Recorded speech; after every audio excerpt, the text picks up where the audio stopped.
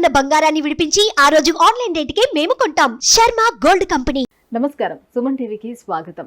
July మాసంలో ద్వాదశ రాశుల వారికి ఎలా ఉండనుంది, ఏ గ్రహాలు ఏ రాశుల వారికి అనుకూలిస్తున్నాయి, అలాగే ఏ గ్రహాలు అనుకూలించటం లేదు, వాటి వల్ల ఎటువంటి ఫలితాలు ఏర్పడనున్నాయి, ఈ విషయాలను తెలియజేసేందుకు మనతో పాటు ఉన్నారు ప్రముఖ జ్యోతిష్య శాస్త్ర పండితులు బ్రహ్మశ్రీ నందిబట్ల శ్రీహరి శర్మ గారు. గురుగారు నమస్కారం.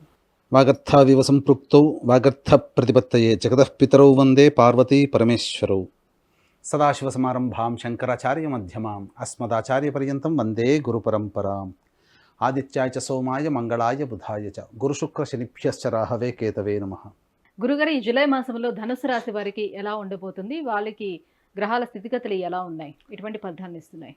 ధనుస్సు రాశి వారికి చూసుకున్నట్లయితే దశమ స్థానంలో కేతు, చతుర్థ స్థానంలో రాహువు, తృతీయ స్థానంలో శని వక్రీకరించి ఉండడం, అలాగే పంచమ స్థానంలో కుజుడు 12వ తారీఖు వరకు పంచమ స్థానంలో సంచారం, 12వ తారీఖు నుంచి షష్టమ స్థాన సంచారము, అలాగే రవి 16వ తారీఖు నుంచి, బుధుడు 19వ తారీఖు నుంచి, శుక్రుడు 6వ తారీఖు నుంచి కర్కాటక రాశిలో సంచారం చేస్తున్నటువంటి ఈ కారణం చేత ప్రధానంగా వివాహపరమైనటువంటి వ్యవస్థలు ఏవైతే ఉన్నారో వారందరికీ కూడాను శుభ పరిణామాలు చోటు చేసుకుంటాయని చెప్పొచ్చు. వివాహ ప్రయత్నాలు కొలిక్కి వస్తాయి. అయితే ప్రధానంగా ఈ 12వ తారీఖు నుంచి రుణములు చేయాల్సినటువంటి పరిస్థితి అధికంగా ఉంటుంది. అవసరానికి మించినటువంటి ఖర్చులు అధికంగా ఉన్నటువంటి ఈ కారణం చేత 12వ తారీఖు నుంచి ప్రణాళికాబద్ధంగా మీరు కనుక ఉన్నట్లయితే మంచి జరుగుతుందని చెప్పవచ్చు. దైవ అనుగ్రహం లేని కారణం చేత చేసిన పనే ఎక్కువగా పనులు చేయాల్సి రావడం, తృతీయ స్థానంలో శని వక్రీకరించినటువంటి కారణం చేత నమ్మకస్తుల చేత మోసగించబడము, సోదర సోదరీమణుల యొక్క అభివృద్ధి కోసం పాటుపడడం ఈ యొక్క ధనుసు రాశిలో జన్మించినటువంటి వారికి కలుగుతుందని చెప్పవచ్చు. ఏతావాత చెప్పొచ్చేది ఏంటంటే ప్రధానంగా వ్యాపార రంగంలో ఉన్నటువంటి వారికి ధనపరమైనటువంటి సమస్యలు అధికంగా ఉంటాయి. ధనము సమయానికి లబ్ధి చేకూరకుండా ఉండడం, ఈ కారణం చేత కొన్ని అనుకున్నటువంటి పనులు వాయిదా వేసుకోవాల్సినటువంటి పరిస్థితి. అయితే ఎల్లప్పుడూ చీకటే కాదు, పగలు ఉంటుంది, ఎల్లప్పుడూ దుఃఖమే కాదు, సంతోషం కూడా ఉంటుంది. కాబట్టి ఈ యొక్క జూలై మాసంలో ధనుసు రాశిలో జన్మించినటువంటి వారు ఏ ఏ రోజుల్లో ప్రణాళికాబద్ధంగా మంచి నిర్ణయాలు తీసుకోవాలి, ధనపరమైనటువంటి సహాయ సహకారాలు అందుతాయి. ఎందుకనంటే ప్రతి మనిషికి కూడా దైవదత్తమైనటువంటి యోగం ఉంటుంది. ఆ యోగాన్ని ఏ సమయంలో గనక ప్రణాళికాబద్ధంగా రూపొందించుకుంటే మంచి జరుగుతుందనేటువంటి విషయాన్ని తెలుసుకుందాం. ముఖ్యంగా ప్రతికూలతల గురించి తర్వాత తెలుసుకుందాం. ముఖ్యంగా గమనించుకున్నట్లయితే మీరు అనుకున్నటువంటి పనులకి ఏదైతే శ్రీకారం చుట్టాలని అనుకుంటారో, లేకపోతే ఆల్రెడీ చేసినటువంటి పనులకి సంబంధించినటువంటి పనులు మూమెంట్ అనేది సజావుగా సాగాలనుకుంటారో ఆ యొక్క నిర్ణయం 19, 20, 21 తారీఖుల్లో మీరు పూర్తి చేసుకుంటారు. మీరు అనుకున్నటువంటి పనులకి కదలిక ఏర్పడుతుంది. ఇక 24, 25వ తారీఖు, 3వ తారీఖు, 4వ తారీఖు, 5వ తారీఖు, 6వ తారీఖు, 30, 31 తారీఖుల్లో మీరు ఊహించిన దానికంటే ఎక్కువగా ధన ప్రాప్తి జరిగేటువంటి అవకాశం ఉంటుంది. ఇక మనకు ఈ వ్యక్తులకి డబ్బు ఇచ్చాము, ఇక మనకు తిరిగి డబ్బులు రావు అని డిసైడ్ అయిపోయి ఉంటారు. కానీ అనూహ్యంగా వాళ్ళ నుంచి కాల్ వస్తుంది, మీకు కొంత డబ్బు ఇవ్వాలనుకుంటున్నాము, లేదా ఆకస్మికమైనటువంటి ధనప్రాప్తి ఈ 3, 4, 5, 6, 30, 31, 24, 25 తారీఖుల్లో ఉంటుంది.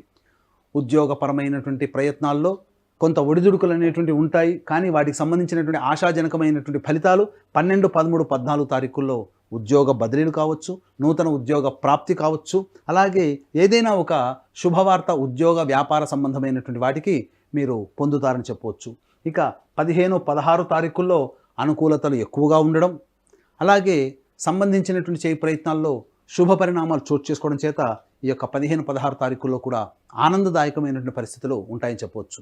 ఏతావాత 24, 25, 3, 4, 5, 6, 30, 31 ఈ యొక్క రోజులలో, అనగా ఈ సంబంధించినటువంటి 8 రోజులలో, ఈ నెలలో 8 రోజులు మీరు అనుకున్నటువంటి విధంగా ధనప్రాప్తి చేకూరుతుంది.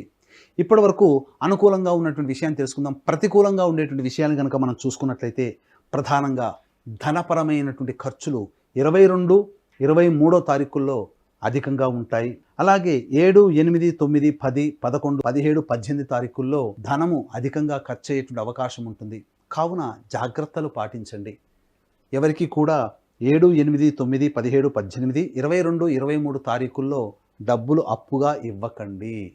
ఇక 10, 11 తారీఖుల్లో సంతానముతో విభేదాలు ఏర్పడే అవకాశాలు ఉంటాయి. కాబట్టి వాగ్వివాదాలు చోటు చేసుకోకుండా లౌక్యంతో సంతానంతో మెలగండి. అలాగే సంతానాన్ని పొందాలనేటువంటి ఆలోచన చేసే దంపతులు ఈ యొక్క 10, 11 తారీఖుల్లో ఆ యొక్క నిర్ణయాన్ని వాయిదా వేసుకోవడం చాలా మంచిదని గమనించాలి. ఇక 26, 27, 28, 29, 1, 2 ఈ తారీఖులలో మనోవ్యాకులత ఎక్కువగా ఉంటుంది.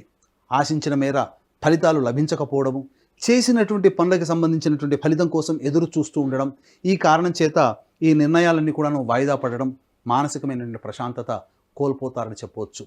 అలాగే ఇక గమనించుకున్నట్లయితే ప్రధానంగా ధన వ్యయం అధికంగా ఉన్నటువంటి 7, 8, 9, 17, 18 తారీఖుల్లో జాగ్రత్తలు పాటించండి. 22, 23 తారీఖుల్లో కుటుంబంలోని వ్యక్తులతో కలహాలు ఏర్పడేటువంటి అవకాశం ఉంది కాబట్టి లౌక్యంతో కుటుంబ సభ్యులతో మెలగండి. ఏతావాత ఈ యొక్క జూలై మాసంలో ధనుస్సు రాశి వారికి దైవానుగ్రహం తక్కువగా ఉంది కావున దైవానుగ్రహాన్ని పెంపొందించుకునే ప్రయత్నం చేయండి. దీనిలో భాగంగా దక్షిణ కైలాసంగా పిలువబడేటువంటి శ్రీకాళహస్తి క్షేత్రంలో గురు పూర్ణిమ సందర్భంగా ఈ నెల 21వ తారీఖు రోజున రాహుకేతు పూజ, అలాగే వృషభ మిథున కర్కాటక సింహతుల వృశ్చిక మకర కుంభ మీన రాశుల్లో జన్మించినటువంటి వారికి శనిదోష పరిహారార్థమై శనీశ్వర హోమం, అఘోర పాశుపత మంత్ర హోమంతో పాటు ప్రత్యేకించి విద్యార్థుల కోసమై దక్షిణామూర్తి హోమము, సరస్వతి హోమాలు మరియు వివాహము, ఉద్యోగము, అనారోగ్యం సమస్యల నివారణకి 18 రకాల హోమాదులు ఈ యొక్క 21వ తారీఖున గురు పౌర్ణమి సందర్భంగా కేవలం 1500 రూపాయల రుసుముకి ఈ యొక్క కార్యక్రమాలు చేయించడం జరుగుతుంది. అవకాశం ఉన్న వాళ్ళు కార్యక్రమ తదనంతరం కాంటాక్ట్ చేసి పూర్తి వివరాలు తెలుసుకోవచ్చు. అలాగే మా పీఠం ఆధ్వర్యంలో సంవత్సరం పొడుగుతా ఈ యొక్క కార్యక్రమంలో నమోదు చేసుకోదలిచినటువంటి భక్తులు సంవత్సరం పొడుగుతా కూడా ఒకేసారి నమోదు చేసుకోవచ్చు. అతి కొద్ది మందికి మాత్రమే అవకాశం ఉంది. గురు పౌర్ణమి సందర్భంగా శ్రీకాళహస్తి క్షేత్రంలో ఈ నెల 21వ తారీఖు జరిగేటువంటి కార్యక్రమంలో అతి కొద్ది మందికి మాత్రమే అవకాశం ఉంది కాబట్టి కార్యక్రమ తదనంతరం కాంటాక్ట్ చేసి పూర్తి వివరాలు తెలుసుకోవచ్చు. గురుగారు, మరి ధనుసు రాశి వారు ఈ నవగ్రహాల అనుకూలత కోసం ఎటువంటి పరిహారాన్ని పాటించాలి? ఏ దైవాన్ని ఆరాధించాలి? ఈ యొక్క జూలై మాసంలో ప్రతికూలతలు అధికంగా ఉన్నటువంటి కారణం చేత ప్రతిరోజు సూర్యుడికి నమస్కారం అనగా స్నానం చేయగానే సూర్యుడికి నమస్కారం, సూర్యాష్టకం 6 సార్లు పారాయణం చేయడం, ఆదివారం నాడు మాంసాహారము, క్షవరము, అలాగే దాంపత్యము నిషేధముగా భావించుకుంటూ చేసినట్లయితే చాలా మటుకు శుభ ఫలితాలు పొందుతారని చెప్పవచ్చు. ఇక మంగళవారం రోజున మరియు స్వాతి నక్షత్రం ఉన్నటువంటి రోజున లక్ష్మీ నరసింహస్వామి వారికి కళ్యాణము, అర్చన జరిపించినట్లయితే ఇంకా అనుకున్నటువంటి పనులలో ముందడుగు వేస్తారు.